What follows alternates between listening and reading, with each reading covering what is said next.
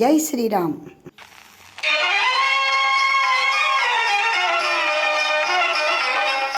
హ్రీంకారాసనగర్భితానలసికాం సౌక్లీం కళాం బిభ్రతీం చౌవర్ణాంబరధారిణీం వరసుధా ధౌతాం త్రినేత్రోజ్వలాం వందే పుస్తకపాసం అంకుశధరాం స్రగ్భూషితాముజ్వలాం త్వాం గౌరీం త్రిపురాం పరాత్పరకళాం శ్రీచక్రసంచారిణీ.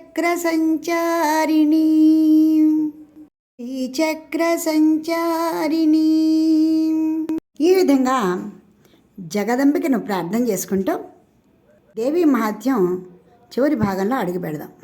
సాక్షాత్తు పరమేశ్వరులే దేవీ భాగవతము చదివేటువంటి కథావాచకునికి ఉండవలసిన లక్షణాలని చెప్తున్నారు.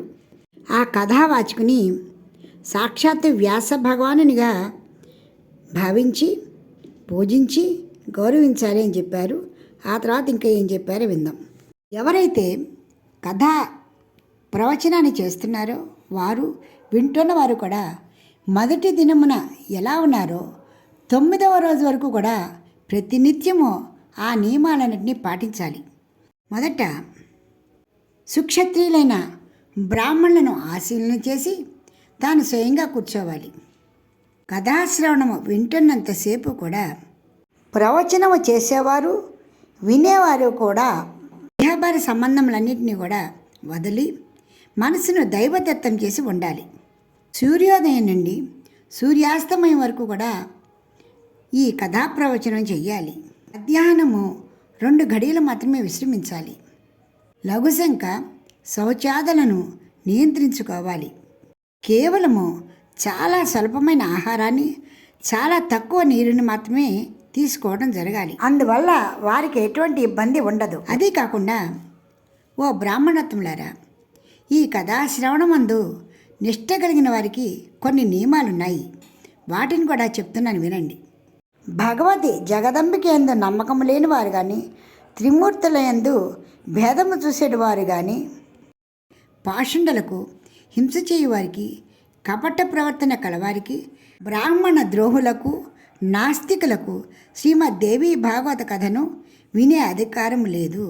ఇంకను పరస్త్రీల మీద వ్యామోహంతో ఉండేవారు, దైవధనాన్ని కానీ బ్రాహ్మణుల ధనాన్ని కానీ దోచుకునేవారు, లోభులు కథాశ్రవణానికి అర్హులు కారు. ఎవరైతే ఈ కథాశ్రవణానికి పూనుకున్నారో వారు నిష్ఠతో బ్రహ్మచర్యాన్ని పాటించాలి. నేల మీదే నిద్రించాలి. అబద్ధము చెప్పరాదు. ఇంద్రియాలను వశము చేసుకుని ఉండాలి. కథ సమాప్తమగు రాత్రి వరకు ఆకులలోనే భుజించాలి. అంతేకాదు తినే పదార్థాలలో కూడా చాలా నిషిద్ధమైన పదార్థాలు ఉన్నాయి. వంకాయలు, నూనె, పప్పు, మధువు, కాలిపోయిన పాచిపోయిన భావదూషితమైన అన్నమును సైతము పరిత్యజించాలి. ఇంకా మాంసము, కందిపప్పు, రుతిమతి అయిన స్త్రీచే చూడబడిన అన్నము, ముల్లంగి, ఇంగువ, ఉల్లి, వెల్లుల్లి, గాజరు, కుష్మాండము, సువాసన గల ఆకులను తినకూడదు. కామ, క్రోధ, లోభ, మోహ, మదము అనేటువంటి అరిషడ్ వర్గాల్ని దగ్గరికి రానియరాదు. బ్రాహ్మణ ద్రోహులతో, పతితులతో, సంస్కారహీనులతో, చండాలులతో, యవనులతో, ఋతుమతి అయిన స్త్రీతో, వేదవిహీనులైన మనుషులతో కథావ్రతం నందు నిమగ్నుడైన పురుషుడు మాట్లాడరాదు. వేదము, గోవుల, బ్రాహ్మణుల, గురువుల, స్త్రీల, రాజుల, మహాత్ముల, దేవతల, దైవభక్తుల యొక్క నిందను చెవులతో వినరాదు. కథావ్రతమును ఆచరించు పురుషుడు సదా వినమ్రుడై ఉండాలి. కపటము లేని వ్యవహారము కలిగి ఉండాలి. భార్య కూడా పతివ్రతి అయి ఉండాలి. వారిరువురు కూడా దయగలిగిన వారై ఉండాలి. పరిమితముగా మాట్లాడు వారే ఉండాలి. భయంకరమైన వ్యాధి పీడితులు, సంతానహీనులు కూడా ఈ కథను వినవచ్చు కానీ దుర్గుణులైన వారికి మాత్రము వినిపించరాదు. గొడ్రాలు, భాగ్యహీన, సంతానము లేని స్త్రీలు, పిల్లలు మరణించిన తర్వాత గర్భస్రావమైన స్త్రీ వీరందరూ కూడా ఈ దేవీ భాగవతాన్ని వినటం వల్ల వారి వారి భాగ్యాలని తిరిగి పొందుతారు. ఈ విధంగా ఎందుకు చెప్పవలసి వస్తోంది అంటే శ్రీమద్ దేవి భాగవత కథ జరుగుతున్న 9 రోజులు కూడా 9 యజ్ఞముల వంటిది. అందుకే దీనిలో చేసిన దాన హవన జపములు అనంత ఫలాన్ని ఇస్తాయి. ఈ విధముగా నవాహన వ్రతము చేసి కథకు ఉద్యాపన చెప్పాలి. ఏమైనా కోరికలతో ఉన్నటువంటి పురుషుడైతే మహాష్టమి వ్రతమునకు సమముగా దీనికి ఉద్యాపన చేయాలి. నిష్కామ పురుషులైతే కథాశ్రవణ మాత్రముననే పవిత్రుడై జనన మరణ రహితుడవుతాడు. ఓ ద్విజులారా, అంబ జగదంబ యొక్క మనఃప్రవృత్తి అతి సున్నితమైనది. ఇందులో ఇంతటి కఠినమైన నియమ నిబంధనలు విధి విధానాలు ఎందుకు పెట్టారు అంటే ప్రతివారు కూడా నిష్ఠాగరిష్ఠులై శ్రద్ధతో అమ్మ ధ్యానం చెయ్యాలని. భర్త ఇచ్చిన ప్రసాదాన్ని భక్తితో స్వీకరించాలి.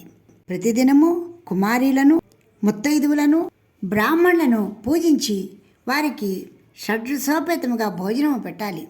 అట్లు చేసిన వారికి కార్యసిద్ధి అందు సందేహం ఉండదు. కథ సమాప్తి దినమున సకల దోష పరిహారార్థము గాయత్రి సహస్రనామమును లేక విష్ణు సహస్రనామాన్ని పఠించాలి. భగవత్ స్మరణ నామోచ్చరణలతో తపస్సు యజ్ఞములందు క్రియలయందు అల్పత్వమును చూపించరాదు.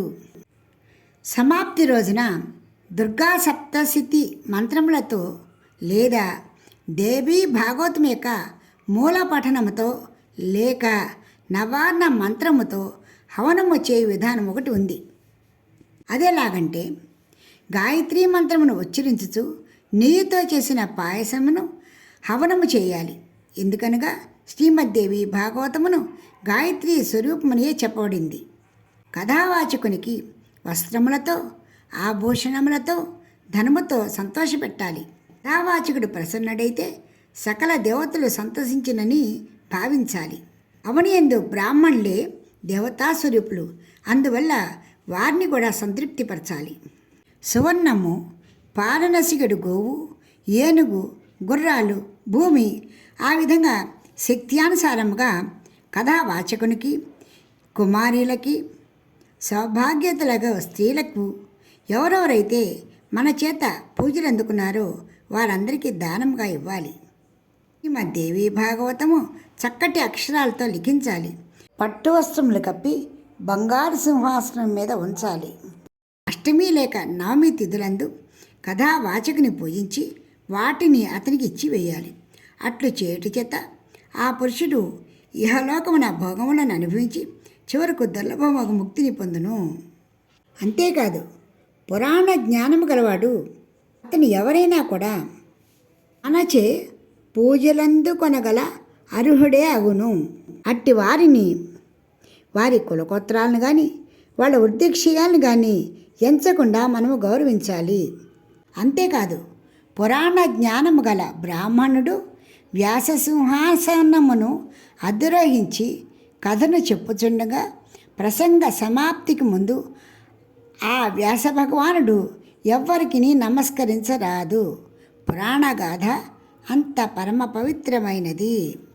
ఎవరైతే దేవీ భాగవతం యొక్క 9 ఆవృత్తులను విన్నారో వారు తప్పకుండా ముక్తిని పొందుతారు. ఎవరైతే అనేక రుగ్మతలకి ఈతి బాధలకి గురవుతారో వారందరూ కూడా 9 రాత్రులు నిష్ఠాగరిష్ఠులై ఈ విధానముగా ఈ దేవీ భాగవతాన్ని శ్రవణము చేస్తారో వారు సుఖశాంతులను పొందుతారు.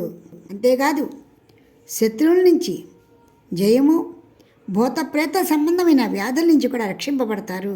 అంతేకాదు శ్రీమద్ దేవీ భాగవతం నందలి అర్ధ శ్లోకమును కానీ అర్ధ పాదమును కానీ శ్రవణము చేసిన పఠనము చేసిన పరమ పదమునకు పొందే అధికారాన్ని పొందుతాడు. నిజానికి భగవతీయగు జగదంబిక శ్రీముఖము నుండి స్వయముగా అర్ధశ్లోకమే వెలువడినది. తదుపరి శిష్య పరంపర చేత అది ఇంత విస్తృతమైన దేవీ భాగవతముగా రూపొందినది. గాయత్రికి మించిన ధర్మము కానీ తపస్సు కానీ దైవము కానీ భజించుటకు యోగ్యమైనది ఏదియూ లేదు. అందుకు కారణము గాయత్రి శరీరమును రక్షిస్తుంది. అందువల్ల దీనిని గాయత్రి అని కూడా చెప్తున్నారు. ఆ గాయత్రి దేవి అయి ఈ దేవీ భాగవతమునందు తన రహస్యములతో కూడి విద్యామానురాలై ఉన్నది.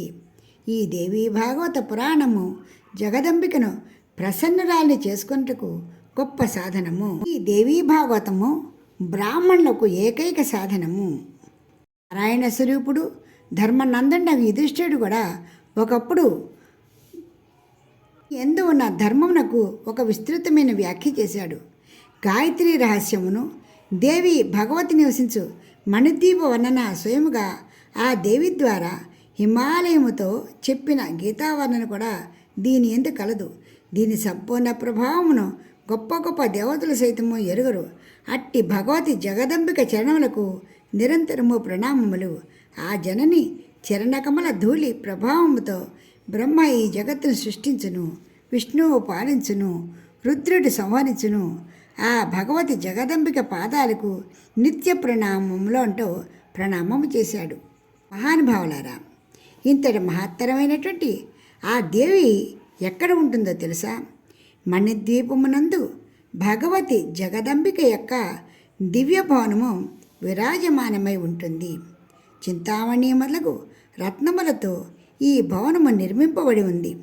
అమృతముతో నిండిన బావులు, దివ్య వృక్షాలు దీని శోభను వృద్ధి చేస్తున్నాయి. భగవంతుడగు శంకరుని హృదయమునందు స్థానమును పొంది ప్రసన్న వదనయగు భగవతి జగదంబిక ఆ భవనమునందు నివసించి శోభలలుగుతూ ఉంటుంది.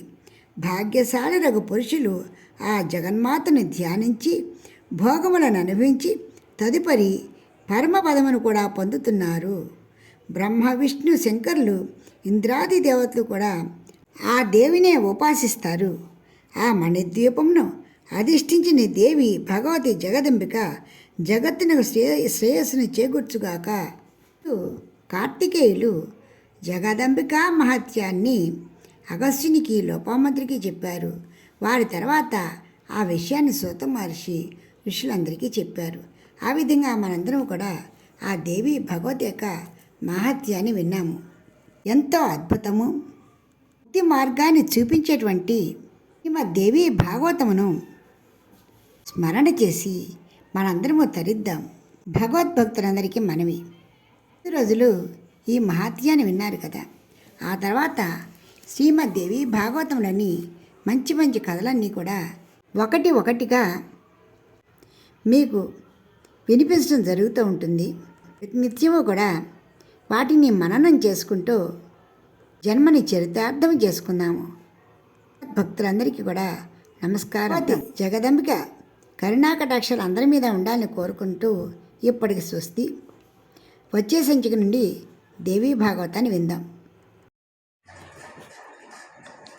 మీకు ఈ వీడియో నచ్చితే లైక్ చేయండి, షేర్ చేయండి, సబ్స్క్రైబ్ చేయండి.